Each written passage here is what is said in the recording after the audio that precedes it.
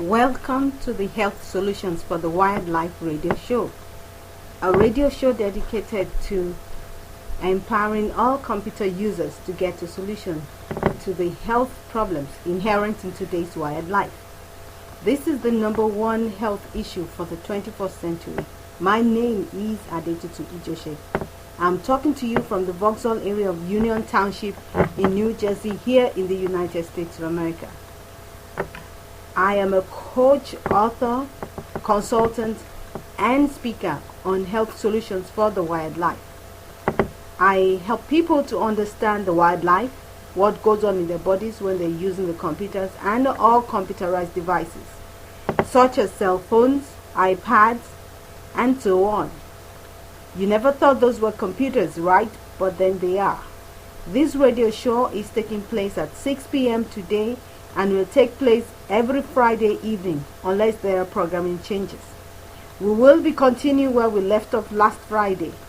If you have not been listening to the broadcast, I urge you to go back and listen to prior episodes after this one so you can fill in the gaps. I will first like to remind us of some foundational facts which I will keep on repeating each broadcast to help keep us focused, okay? First off, all of us work for others, for a living, okay? All of us all work for a living, either for others or in our own businesses. And our intention is to do so to live. However, because of the ignorance about the wildlife we are all living, its effects on human health, and the preventative and management measures that must be in place to minimize it, many of us are really working for a living to die or at best live damaged lives. Secondly, the adage knowledge is power is perhaps truest in the issue of health solutions for the wildlife. You must, however, first obtain the knowledge to access its power. Thirdly, computers are here to stay. We have so become dependent on them that humans will continue to use computers until our maker rescues us from what we have unleashed upon ourselves.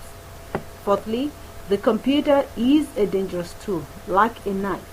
And just as we have to learn to use the knife in such a way that we are in the driver's seat all the time, so we must do with the computer.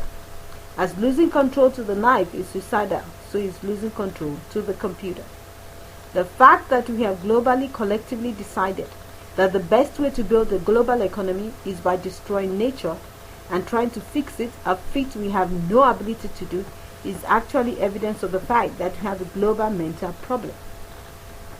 Consequently, on this show, I will be giving the audience an understanding of various aspects of the wildlife and the health consequences, as well as the solutions provided for us in nature by our maker.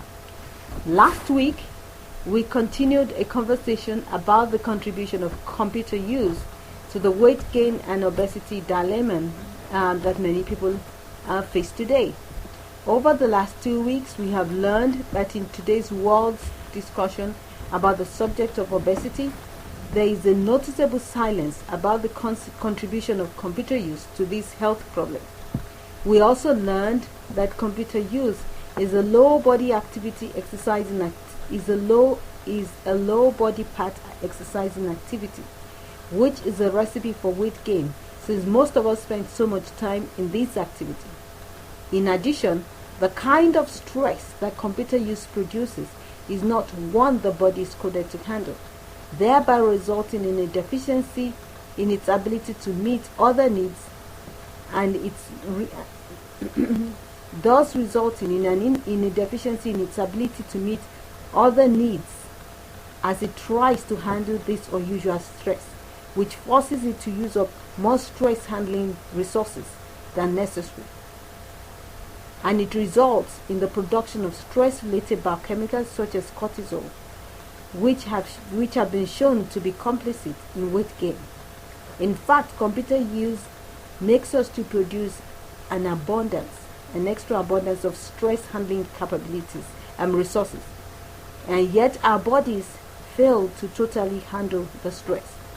That is why computer use issues are cumulative, because the body never really is able to handle the stress. Okay. An added problem is that the computer use makes us over-absorbed and addicted to its use, to the neglect of everything else, so that bad decisions can seem good. Computer users find themselves procrastinating a lot, especially about things that would be personally beneficial. The biochemicals that enable us to have empathy are also depleted. Indeed, the biochemicals that enable us to develop and manifest the various virtues are depleted, putting people, especially children, because they're entirely dependent on the good decisions of others, at risk of obesity when their parents are avid computer users, because they would allow them to eat all the things they're not supposed to do, and they could become very, very negligent in making sure that their children eat well. In recent years, the First Lady's Let's Move initiative has been able to reverse some of the bad parenting effects on children. All these issues that I have listed have economic implications at personal, family, national, as well as global levels. If we continue to overlook the effect of computer use in the obesity campaign, we will fail in our effort to tackle this issue, as obesity is a worldwide epidemic on an upward climb. All factors must be addressed. In today's world, we are overusing the computer. We have outsourced the act of going out to shop and work, going out to play, and even communication itself to the computer. Some have replaced family life with virtual families, and fictitious characters rule many lives.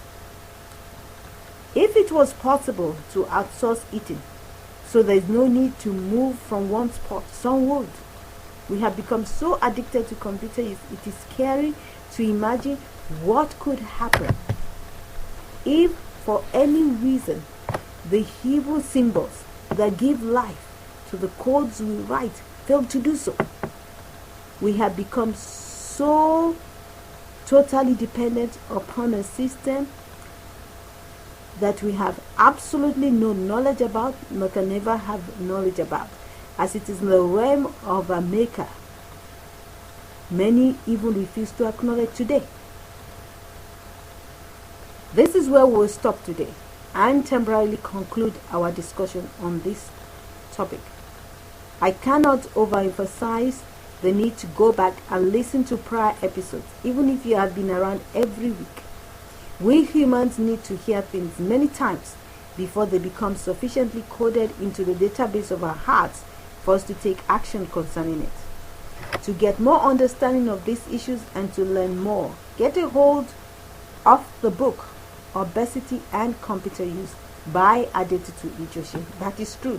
I have actually written a book on this topic. It and on the other 14 books I have written,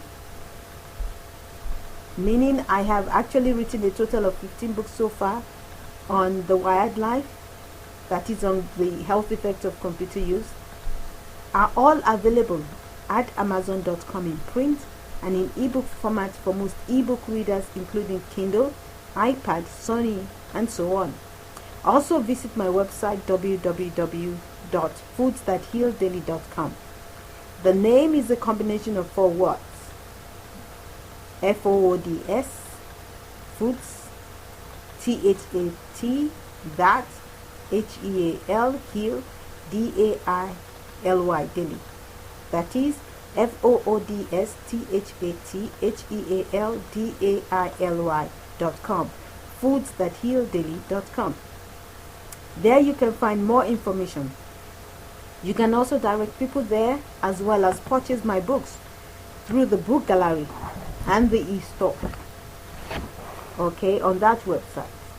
Also visit my blog there and make your comments, sign up for the newsletter.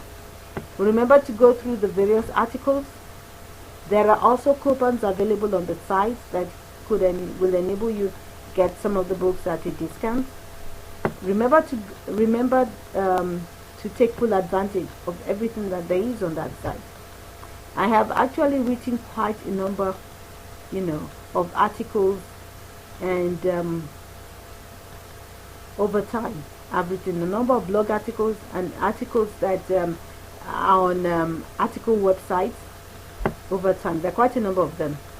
I have a second website currently in the repair mode, www.computeragehealthrisk.com, and there are also other websites that I'm working on. I'm planning to have about 4 or 5 websites dealing with this topic in a bid to reach out to everybody.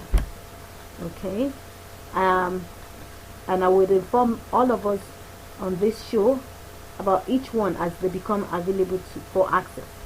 Meanwhile, go to www.foodsthathealdaily.com for all your information.